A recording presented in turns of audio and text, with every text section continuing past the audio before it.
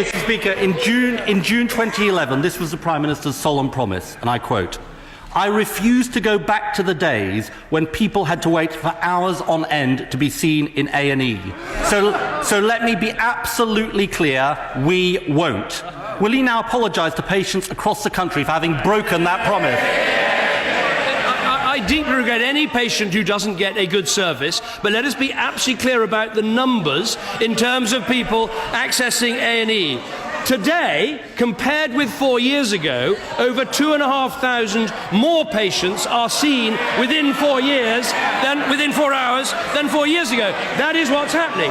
Now, we knew there was pressure on our NHS, and that is why over the last year we've seen 1,800 more doctors in our hospitals, 4,700 more nurses in our hospitals, and 2,500 more beds in our hospitals. Now, there's more that we need to do, but let us recognise that the health service in every part of our United Kingdom faces these challenges. We must go on giving them the money, the resources and the people so they go on providing a great service. As far as I can see, he's not apologising to patients, he's blaming the patients. And the pressures on A&E are not just happening on his watch, but are a direct result of the decisions he's taken. When he decided to close almost a quarter of walk-in centres, wasn't it blindingly obvious that if people couldn't go to a walk-in centre, it would have a big impact on A&E?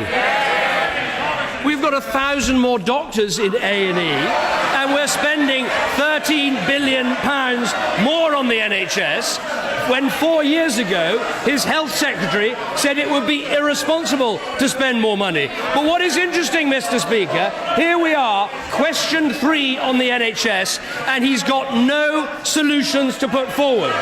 And that only says to me, while we are interested in improving the NHS, he simply wants to use it as a political football. Mr. Speaker, this is about politics. It's his politics, and they have failed. No answer on walk-in centres. Let's try him on another decision he's made that's been a cause of the crisis. When he decided to reduce the availability of social care services so that 300,000 fewer older people are getting the help they need, wasn't it blindingly obvious that if people couldn't get the care they needed at home, it would have a big impact on A&E? Again, absolutely no solutions, and presumably if he had any solutions, he would have implemented them in Wales.